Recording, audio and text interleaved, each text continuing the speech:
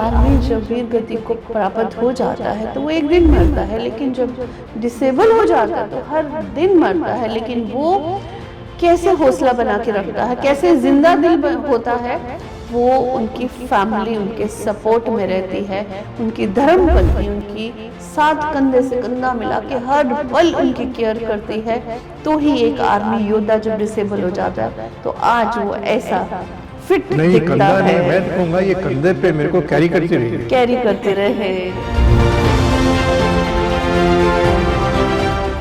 Army का कोई भी योद्धा जब शहीद होता है तो वो एक बार देश के लिए मरता है, एक बार देश के लिए जान देता है। लेकिन कहते हैं जब कोई आर्मी योद्धा डिसेबल हो जाता है तो वो हर रोज़ मरता है। ऐसे ही वीर योद्धा हमारे सामने बैठे हैं, मेजर R.K. अरोड़ा जी, जिनको वीर चक्र प्राप्त हुआ। इनकी अनगिनत ऐसी अनसुनी कहानियाँ हैं जो आप तक पहुंचाने की कोशिश करेंगे। इनकी पूरी फैमिली से आपको मिलाने की कोशिश में लगे हैं, और फैमिली तो पूरी बाहर रहती है, लेकिन इनकी ब्यूटीफुल सी वाइफ भी हमारे साथ इस स्टोरी में शामिल रहेंगी। सर, आज CN न्यूज़ की तरफ से हम आपको मिलने आए हैं और हम चाहते हैं कि कुछ ऐसी बातें जो आपके जीवन में जो घटित हुई हैं वो हम लोगों तक पहुंचाएं और लोग जानें कि ये एक ऐसा वीर योद्धा जिसने अनगिनत गोलियां खाई और अपनी टांग गंवाई देश के लिए। देश भूलता जा रहा है, लेकिन हम कैसे भूलने देंगे देश को। आपकी उन कुर्बानियों को हम याद दिलाएंगे, इसीलिए हम आज आपसे मिलने आए हैं। तो सर, पहले तो जय हिंद। जय हिंद। कौन से ऐसा मोड़ आया आपका ज़िंदगी में जब आपको लगा कि मुझे आर्मी ज्वाइन करनी है? मैं इसमें ज़्यादा ये कुछ ज़्यादा ही देशभक्ति नहीं दिखाऊंगा। मैं बेसिकली देखा जाए तो एक सिंपल सा खेलने वाला बंदा है जो जिसको के बाहर में गेम्स खेलने का ज़्यादा शौक़ था और जो फ्लाइंग में इंटरेस्ट रखता था। सफदरजंग में मैंने ग्लाइडिंग किया, फ्लाइंग किया, और फिर मैं चाहता था कि एयरफोर्स जाऊं। जब एयरफोर्स नहीं किया और ऐसी कोई मेरे को मिली भी नहीं ओपनिंग जिसमें मैं अपनी फिज़िकल एक्टिविटी भी कर सकूं और सर्विस भी कर सकूं, तो मेरे को एक आर्मी ही लगे जिसमें कि मैं अपनी इच्छा पूरी कर सकता था। इसलिए ये सब सोच के मैंने आर्मी का इंटरव्यू दिया और सेलेक्ट हो गया। मैंने आर्मी ज्वाइन कर ली। सर, मुझे पता चला है कि आप पीछे से पाकिस्तान के रहने वाले थे, तो वो इंसिडेंट आप हमारे से शेयर कीजिए कि कैसे आप हिंदुस्तान में पहुंच गए। मैं ये पाकिस्तान से हूँ और मैं हिंदू था, इसलिए पाकिस्तान छोड़ना पड़ा। उस वक़्त मैं ढाई साल का था। मैं 1944 का बॉर्न हूँ और पार्टीशन में बहुत ही छोटा था। सो हमको इंडिया आना पड़ा। इंडिया में आ गए एंड मेरी उसमें कोई चॉइस थी नहीं, क्योंकि इतने ज़्यादा इंसिडेंट हो रहे थे उस टाइम बचपन में जो मैंने देखे होंगे, क्योंकि काफ़ी उम्र तक 7, 8, 9 साल तक, 10 साल तक मेरे को ये चीज़ें याद आती रही।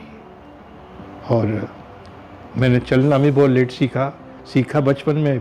फिर मैं क्रॉलिंग करना शुरू कर दिया, बिस्तर को गंदा करना शुरू कर दिया। बहुत अजीब चीज़ें आती थी। कैसा लगता है हिंदुस्तान आके? हिंदुस्तान के आप वासी बन गए हो, क्या लगता है कि कितना सुकून है यहाँ रहने से? नहीं, हिंदुस्तान का वासी तो तब भी था, भारत का था। भारत का था, हाँ। अनडिवाइडेड पाकिस्तान, अनडिवाइडेड इंडिया वही से वो कहते प्लेस ऑफ बर्थ। जहाँ पूछते हैं मेरे से तो मैं अनडिवाइडेड इंडिया बोलता हूँ। वो सच भी है। अब ये हमारा देश है, उसकी तो मेरे को इतनी याददाश्त नहीं है, लेकिन यहाँ आके हम बिहार में रहा, क्योंकि पार्टीशन के बाद वहीं गए और उसके बाद दिल्ली में हूँ।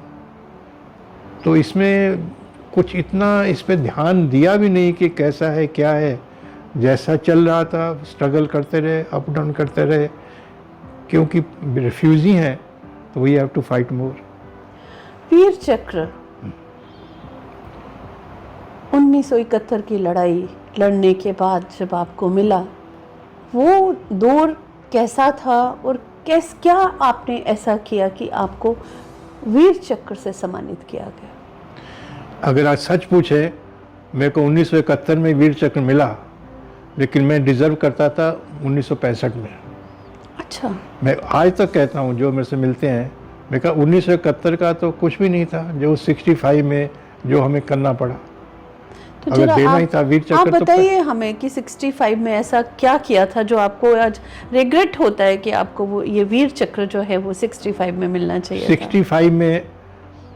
और मैंने ये पूछा भी है बहुत सीनियर ऑफिसर से कि ये जो यंगस्टर्स होते हैं इनको रिकॉग्निशन क्यों नहीं मिलता, क्योंकि उस टाइम में सेकंड लेफ्टिनेंट था।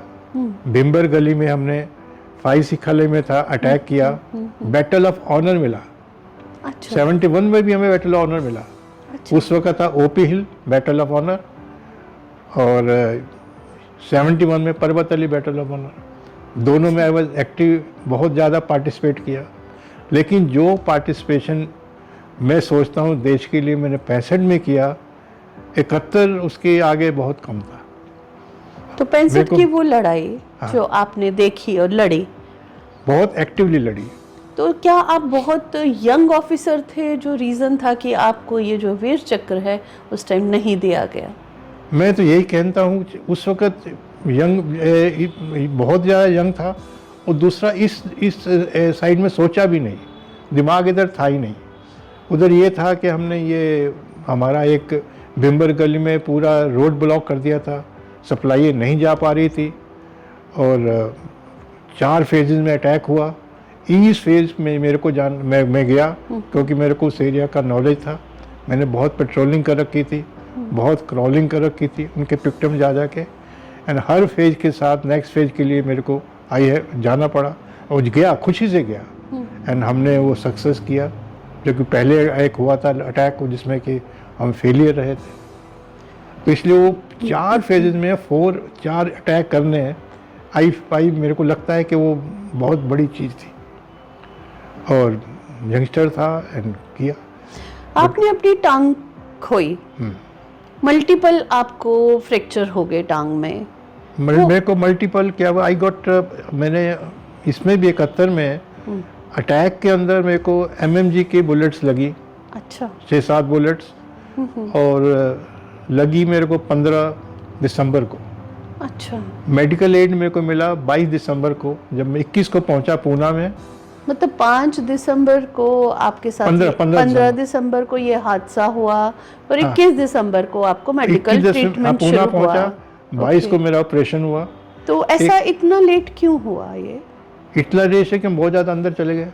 अच्छा। वो तब मैं, शायद मेरी गलती ये थी कि मेरे में जो कहा से जोश ज़्यादा था, होश कम था, एंड हम वहाँ पे ज़्यादा ही थे, उनको अटैक पे अटैक करते जा रहे थे। अच्छा। तो मैं इसमें कुछ हद तक अपनी गलती भी मानता हूँ। इतने ज़्यादा अंदर थे कि हमारे पीछे वाले लोग कैचअप ही नहीं कर पाए। अच्छा। तो इसमें आप अच्छा कह लीजिए, तो ऐसा बुरा क्या कह लीजिए। कर रहे थे आपकी, आपको इतनी गोलियां लगी उस टाइम? हम तो एक के बाद एक अटैक करते जा रहे थे। अच्छा। ये अटैक हमने 15 को किया था, एंड माइन फील्ड था, उसको क्रॉस करके अटैक किया। मैं वैनगार्ड कंपनी कमांडर था। 3 दिसंबर को मैंने पाकिस्तान क्रॉस किया, मन्ना भाव से पोस्ट, जो पाकिस्तान का लास्ट विलेज है, और जाना किसी और ने था, चला गया मैं, क्योंकि किसी और कंपनी का अटैक था वो, और लेकिन वो थोड़ा लेट हो गई तो मेरे को भेज दिया, मैं चला गया। एंड 3 को मैंने पाकिस्तान क्रॉस किया, और 15 को मेरे को गोलियाँ लगी। उसके बीच में 8 तारीख को एक मेजर NP शर्मा थे, जिनके साथ मैंने 65 की लड़ाई लड़ी थी, वॉलंटरी करके मेरे को रिप्लेस करने आए कि भाई आप इतनी देर से लड़ाई लड़ रहे हो, और यहाँ पे ना पानी है, ना खाना है, ना कुछ है। तो वो लड़के मेरे पास आया, फिर मेरे को रिप्लेस किया उसने। मेरे को ऑर्डर मिला कि जहाँ पे हमें रुक जाओ, एंड ये मेजर NP शर्मा की कंपनी इसके यहाँ बाद है। मैं बताना चाहूँगी कि इतनी ढेर सारी लड़ाइयाँ लड़ते लड़ते खुद ऑफिसर ने बोला कि बहुत लड़ाइयाँ लड़ चुके हो, खाना नहीं था, पानी नहीं था, फिर भी ये वीर योद्धा जो हैं वो देश के लिए जो जज्बा अंदर इनके अंदर जो पैदा होता है ना जाने कहाँ से आता है। सर नहीं, इसमें दो रीजन थे। एक तो हमारे पे खाना नहीं था, पानी नहीं था, तो हम अटैक करके उन पे हमला करके उन्हीं का पानी जीत के उन्हीं का खाना जीत के हम खा रहे थे। ओह वाह, एक ये हमारा ये इंसेंटिव था कि हम पीछे है नहीं, आगे जो उनकी पिकेट है उनका भी पानी नहीं है, उनका पानी स्टोर करते थे। अच्छा। हम उन पे अटैक करके उनका पानी पीते थे, वो भाग जाते थे।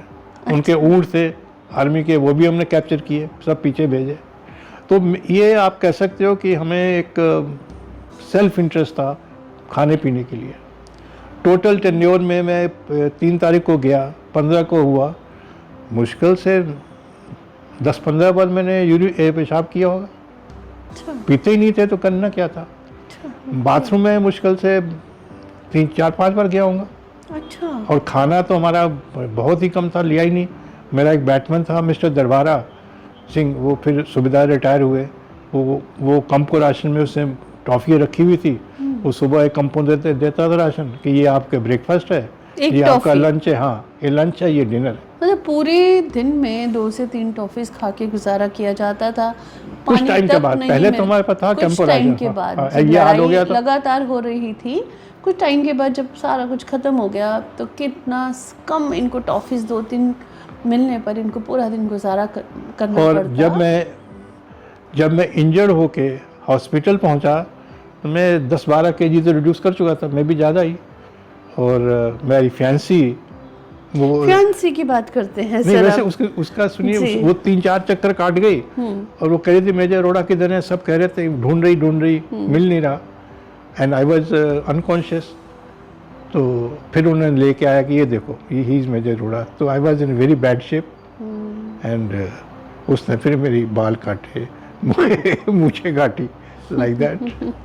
चलिए बात करते हैं आप इनकी वाइफ, जो प्यारी सी धर्मपत्नी, उनसे मिलाते हैं और जानते हैं इनकी शादी का वो राज जो बड़ा इंटरेस्टिंग सा है। कहते हैं मेजर R.K. अरोड़ा अपने टाइम में एक हैंडसम गाय हुआ करते थे। इन्होंने ऑफ़र किया मैम की खूबसूरती को देख के कि क्या आप मुझसे शादी करोगी। तो मैम वो इंसिडेंट प्यारा सा हम आपसे सुनना चाहेंगे कि कैसे मुलाकात हुई और इन्होंने कैसे आपको प्रपोज किया।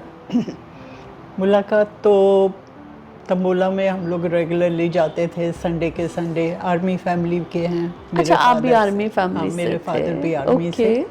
सो हमारा US क्लब है वहाँ पर बॉम्बे में, जिसमें एवरी संडे तंबोला पे जाते थे। तो समवेयर डाउन द लाइन फिर हमने नोट किया कि नज़र पड़ गई मेरी कि कोई यंग ऑफिसर्स न्यू लोग आए थे वहाँ पर। तो उनमें से एक हैं जो कि सडनली मुझे अच्छे लगने लगे। तो मम्मी को भी एक दिन बताया। मम्मी जब पूछे कैसे पसंद आते हैं, मैंने कहा एक आता है ऑफिसर, वो मुझे अच्छा लगता है। अच्छा, वो टाइम का दौर में मतलब आप मन करता था कि ये ऑफिसर बड़ा हैंडसम है, जाके मैं बात करूं? बात करने की तो नौबत नहीं आई। वो भी बताती हूँ आपको मैं जी। तो बस ऐसे करके मम्मी को कहा एक ऑफिसर आता है, तो मम्मी भी तंबोला खेलती होती थी सेम हॉल में बैठ के। मैंने सुना है कि आपकी मदर मिस रह चुकी हैं अहमदाबाद, इलाहाबाद, मिस इलाहाबाद। हाँ, वो भी आर्मी के एक फंक्शन था कोई उन दिनों, तो उसमें उन्होंने मिस इलाहाबाद चूज़ किया। शी वाज वेरी ब्यूटीफुल, बहुत ही elegant and very very stylish, you can say. Okay. तो मम्मी को मैंने फिर जैसे ही तंबोला हॉल में रवि चल के आए तो मैंने मम्मी को इशारा किया, तो मम्मी कहती हैं ये, मैंने कहा हाँ। मम्मी का स्टाइल था एक दैट वाज हर इशारा कि ही इज़ वेरी गुड। तो मम्मी ने उस टाइम अप्रूवल तो कर दी, पर हमारी बात फिर भी कोई नहीं हुई है। प्रपोज आपने किया था सर को कि सर ने आपको किया था? In a way it was his proposal, because अगर ये चले जाते वॉर पे तो मैं तो आगे होके बात नहीं करने वाली थी। ओके वे बहुत मतलब इस पे भी एक बार ये बैठे थे, जैसे हम वहाँ लॉन में सिस्टर्स कजन सारे बैठते थे शाम को, तो इनका ही एंड हिज फ्रेंड कि मे बी जॉइन यू करके बैठ गए वहाँ लॉन में, जो क्लब के लॉन में। मामा जी ने मेरे देख लिया फ्रॉम द कार्ड रूम, तो घर आके बताया कुड़ियां साडी मुंडिया नाल बैठियां। Oh my God. सो उस दिन घर पे बहुत रोना धोना हुआ, डैडी ने भी डांट मारी, ये अच्छा। गलत बात है, मुंडिया नाल नहीं बैठना, ब्याह कराएगा। मैंने कहा मैंने ब्याह की बात ही कोई नहीं, ऐसे ही हल्लो बोल के बैठा है कोई। बहुत रोई थी। तो फिर But आफ्टर then- ऑल आपकी शादी हो हाँ जी। जाती है, फिर आपकी फाइनली आपकी उस टाइम शादी नहीं, हो उसके जाती बाद है। फिर एक दिन इन्होंने मैं पढ़ने जा रही थी एग्जाम्स के लिए लाइब्रेरी में, तो he stop me on the way, बिठाया मुझे कि we can I have a word with you, तो I just want to let you know कि I like you, should I go to talk to my mother, I am going to Delhi. तो मैंने बस सिर हिला दिया कि हाँ। तो बस अच्छा, इतनी बात हुई ओके। थी। उसके बाद फिर फ़ोन आने लग गए थे इनके, तो मैं हॉस्टल में थी, फ़ोन पे ही we got to know each other more. ये बहुत इंटरेस्टिंग स्टोरी चल रही है यहाँ पे। It was a long distance love growth. तब फोन तो बड़े कम होते थे मैम उस टाइम, लैंडलाइन। लैंडलाइन फोन हुआ करते थे और मतलब फोन पे ही बात होती बहुत थी। वो दिल्ली जो कॉल्स होती थी, तो इनका तो बिल भी बहुत ज़्यादा उस महीने आया। मैम एक चीज़ और पूछना चाहूँगी, 1971 की लड़ाई में आपकी शादी हो चुकी थी? नहीं, आई नहीं वाज हुई नॉट थी? मैरिड। तब आपकी शादी कब हुई थी? मेरी हुई है अप्रैल 72। 72 में शादी हाँ। हुई। कितने बच्चे हैं आपके? तीन बच्चे हैं, जी। Two boys and eldest is the girl. कोई बच्चा आपका आर्मी में है? नहीं, आर्मी नहीं ज्वाइन करी, बस अच्छा। उनको मेडिसिन में इंटरेस्ट था, बच्चों का डॉक्टर्स Okay. बने थे, ओके। तो I was in the medical, तो उनकी भी मेडिकल लाइन थी। कोई छोटे ऐसा को लगा। कोई ऐसी मेमोरी हाँ, आप दोनों की जो आप हमारे साथ शेयर करना चाहते हैं, कोई खास मेमोरी जो आज तक आपने किसी से शेयर नहीं की होगी? ऐसे कोई स्पेशल तो नहीं, सब कैसा open दौर book है रहा हमारा। शादी के बाद आपका? हाँ जी। शादी के बाद आपका क्या दौर रहा? मतलब ये जो इनके साथ हादसा हुआ, जो इनकी टांग में मल्टीपल फ्रैक्चर हो गए थे, वो शादी से पहले हुए? हाँ, शादी से, और Actually, शादी आपकी इन्होंने 72 हमारा में हुई? अच्छा नहीं, फिर इनकी पेरेंट्स आके एंगेजमेंट हो गई थी हमारी अक्टूबर में। ठीक after 5 days after the engagement ये चले गए थे राजस्थान, की भी एक्सरसाइज के लिए जा रहे तो हैं। आपके मन में ऐसा नहीं हुआ कि अरे अब तो इनकी एक टांग भी नहीं है, या नहीं, कोई ऐसा मन में? उस टाइम पे नहीं है एकदम, उस उस टाइम time- तो ये वैसे ही गए थे। Okay. फिर हमने रेडियो में सुना कि 3 दिसंबर को वॉर शुरू हो गई है, तो उसके बाद फिर सारे फैमिली में टेंस थे, पूरा टाइम रेडियो में सुनते रहते थे, ब्लैकआउट्स हो रहे हैं, ये हो रहा है, वो हो रहा है, वॉर हो रही जब आपकी 72 में शादी हुई तब सर की एक टांग में काफी फ्रैक्चर आ चुके हाँ, थे, और इनकी fracture- टांग नकली जो आपकी दूसरी टांग, एम्पुटेशन कराया था। अच्छा कराया था? एम्पुटेशन करना ये- पड़ा बिकॉज इनका फुट पे गैंग्रीन टो पे शुरू हो गया था, Okay. बिकॉज आर्टरी में जो बुलेट्स लगी थी, तो जो टर्नी के बांधते हैं ना, तो इनके बैटमैन ने अपनी पगड़ी फाड़ के वो बांधा था टांग को, ब्लीडिंग रोकने के लिए। ओके। तो वो बांधने से ब्लड नहीं जाने से मतलब वो प्यार डेड आपका हो गया। इतना ज्यादा मजबूत था कि आपको लग रहा था कि मैं वो- जीवन संगनी बनूंगी तो इसी इंसान की बनूंगी। Yes, I ये एक can say मैसेज है that. सोसाइटी के लिए, आज की मतलब, जनरेशन के लिए, जो आज की जनरेशन प्यार मोहब्बत को समझ नहीं पाती। प्यार मोहब्बत उनके लिए खिलौना सा बन गया। वही ऐसे लोग भी हैं हिंदुस्तान में जो एक आइडियल है हम लोगों के, जो सिखाते हैं कि प्यार मोहब्बत क्या होता है। और सर का आपने देखा है कि इन्होंने देश के लिए अपनी टांग कुर्बान की, फिर भी इनके अंदर का जो जज्बा था वो कायम था। आज भी इनका मन करता है कि मुझे वो टाइम मिलता तो मैं ढेर सारी लड़ाइयाँ लड़ता और हिंदुस्तान के लिए कुछ ना कुछ करता रहता। चलिए जानते हैं कुछ और। फ़ोन आया कि भी इनको इंजरी हो गई है and he is transfer to Poona. पहले तो मैं बहुत खुश कि भाई एक्साइटेड कि पूना जाऊंगी, मिलूंगी इनको। तो डैडी ने कहा Manju calm down, must be serious, जिसके लिए कि इनको पूना लेके आ रहे हैं हॉस्पिटल से, जोधपुर में बाड़मेर में एडमिटेड थे। तो फिर वहाँ आके देखा तो मुझे तो वार्ड में देख ही नहीं रही हूँ कि कौन है मेजर अरोड़ा, पहचान नहीं रही हूँ। फिर नर्स आके मुझे बताया कि ये है। इनको देखा, ही वॉज ग्रे एब्सोल्युटली, और बाल दाढ़ी बढ़ी हुई है पूरी, और मूछें बढ़ के यहाँ तक आई हुई है, माउथ नहीं दिख रहा था। अच्छा। 15 दिन नो शेविंग, नो नथिंग। तो एनीवे सबसे पहले मैंने तो कैंची मंगा के मूछें काटी इनके, एंड देन फिर शक्ल थोड़ी निकल आई। एंड बाद में नोटिस किया कि टो में इनके थोड़ा सा ब्लैक स्पॉट आ गया है, गैंग्रीन स्टार्ट हो रहा है। डॉक्टर ने कहा विल हैव टू एम्प्यूटेट।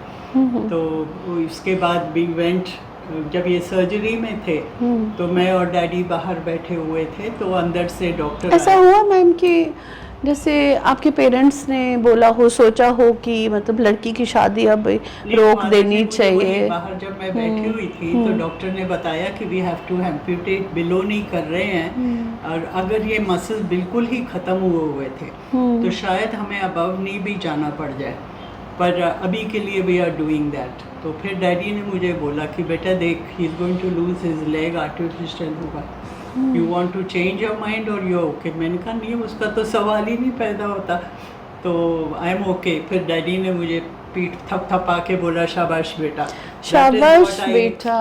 पापा ने पीठ थपथपा के बोला कि शाबाश बेटा। ये एक कर्नल की बेटी थी, और कहते हैं जब फौजी की बेटी ही ऐसा कर सकती है, आम कोई ऐसा सोच भी नहीं सकता। तभी इसीलिए शुरुआत में मैंने बोला कि आर्मी जब वीर गति को प्राप्त हो जाता है तो वो एक दिन मरता है, लेकिन जब डिसेबल हो जाता है तो हर दिन मरता है। लेकिन वो कैसे हौसला बना के रखता है, कैसे जिंदा दिल होता है, वो उनकी फैमिली उनके सपोर्ट में रहती है, उनकी धर्म पत्नी उनकी साथ कंधे से कंधा मिला के हर पल उनकी केयर करती है। तो ही एक आर्मी योद्धा जब डिसेबल हो जाता है तो आज वो ऐसा फिट नहीं, कंधा नहीं, मैं तो कहूँगा ये कंधे पे मेरे को कैरी करती रही है, कैरी करते रहे। So nice of you sir. वहाँ पे रिपोर्टर्स आते थे, पूछते थे मैम आपने इतना सेक्रीफाइस किया है। मैंने कहा it is not a sacrifice, I want to be with him. अगर कोई मुझे कहता है इसको छोड़ो, then it would be sacrificing. So it was not a sacrifice, it was just love which wanted to be with him. फिर जब ये आए भी, बारात में आए उस रात को, तो रात को शाम को रिसेप्शन हुई, जयमाला हुई, पर सरदार फैमिली से थे, तो अगले दिन हमारी अनंत कारज होने थे। तो उस दिन तो ये लेग अपनी पहन के आ गए थे, जो कि 4 महीने हो चुके थे, बट फिर भी जख्म अभी पैर का कच्चा था। तो शादी वाले दिन ओके, तो next day he couldn't put on the leg. हाँ, ब्लीडिंग वगैरह शुरू हो गई। ब्लीडिंग शादी वाले दिन ब्लीडिंग। हाँ, बिकॉज उस लेग पहनी तो वो रॉ था सारा। ये जो हादसा मैम बता रहे हैं, क्रचेस भी थे मेरे पास। क्रचेस में जाके बैठ के हमने अनंत कारज में फेरे नहीं ले पाए, because he couldn't get up, तो बैठ के शादी करी। तो लेग पहन के भी मैं क्रच ले रखा था, लेकिन फिर भी वो, क्योंकि वो सारी बुलेट थाई में थी, तो knee was a very raw. Never for a day regretted. He was an excellent husband throughout. Loved being with him. So nice of you, ma'am. Thank you. You're welcome. लेकिन इसमें बहुत credit जाता है, एक industries थे mister वैद्या, पूना में, तो वो एक किर्लोस्कर है, एक वैद्या है, वैद्या रबर फैक्ट्री बहुत बड़ी है। That family support. वो फैमिली ने मेरे को जब एयरपोर्ट पर रिसीव किया, एंड अडॉप्टेड मी, एंड इसको रिसीव करने जाते थे बॉम्बे में, वहाँ से पूना लेके आते थे। मेरी मदर को कितनी बार लेके आए, कितनी बार ड्रॉप किया। उसकी जो उसका जो बॉस था, चेयरमैन, उसकी पर्सनल गाड़ी प्लाईमाउथ, वो उसने मेरे रूम के आगे खड़ी कर दी। वो डेली खाना आ रहा है, डेली फ्लावर आ रहे हैं। आज सर ये बात बताते हुए इमोशनल हो गए। ऐसे लोग भी होते हैं इस दुनिया में जो बहुत केयर करते हैं, और इनका हिम्मत देख के, इनके अंदर का वो जज्बा देख के सैल्यूट तो सर आपको बनता ही है। सर आज की यंग जनरेशन को आप क्या संदेश देना चाहेंगे? यंग जनरेशन जैसे हमारे हालात हैं उसके हिसाब से तो वो कोशिश कर रही है, लेकिन हमें कुछ उनको गाइडेंस वगैरह, जो हमारी पुरानी हिस्ट्री है, पुराने हमारे कल्चर हैं, उससे उनको कुछ गाइडेंस अगर ज़्यादा मिल जाए तो वो हमारे लिए, देश के लिए, उनके लिए बहुत अच्छा होगा। जो हमारी एनवायरनमेंट है और जो हमारे डे टू डे एक्टिविटीज़ हैं, वो उनको थोड़ा सा मिसगाइड, गलत रास्ते में डाल देती है। लेकिन यंग जनरेशन करना चाहती है, करती भी है, लेकिन इन्फ्लुएंस में आ जाती है लेफ्ट राइट। तो हमारा जो एनवायरनमेंट है हमें बेटर क्रिएट करना चाहिए उनको हेल्प करने के लिए। Thank you so much sir. या तभी तो ऐसे वीर योद्धाओं की कहानियाँ आप तक पहुँचाएँ और इन लोगों को देश याद रखे, इनकी कुर्बानियों को आप कभी मत भूलिए। आपने क्या करना है, आपने इनकी स्टोरी को देखना है। इनको आपसे क्या चाहिए, सिर्फ आपके द्वारा किया हुआ वो कमेंट जो इनकी हिम्मत को बढ़ाए रखेगा। तिरंगा हमारी आन है, हमारी शान है। आज फिर से हमने ये तिरंगा देकर इन दोनों को ये कहने की कोशिश की है कि पूरा देश इनके साथ है। इनकी कुर्बानियों को कभी देश नहीं भूलेगा, ये हम भूलने ही नहीं देंगे। जय हिंद। जय हिंद। जय हिंद। कि आर्मी जब वीर गति को प्राप्त हो जाता है तो वो एक दिन मरता है, लेकिन जब डिसेबल हो जाता है तो हर दिन मरता है। लेकिन वो कैसे हौसला बना के रखता है, कैसे जिंदा दिल होता है, वो उनकी फैमिली उनके सपोर्ट में रहती है, उनकी धर्म पत्नी उनकी साथ कंधे से कंधा मिला के हर पल उनकी केयर करती है। तो ही एक आर्मी योद्धा जब डिसेबल हो जाता है तो आज वो ऐसा फिट नहीं, दिखता कंधा नहीं, है। मैं कहूँगा ये कंधे पे मेरे को कैरी करती रही। कैरी करते रहे। CEN न्यूज, देश प्रदेश की ताजा तरीन खबरों के लिए CEN न्यूज को सब्सक्राइब करें और रहें पल पल की खबर से हर पल बाखबर।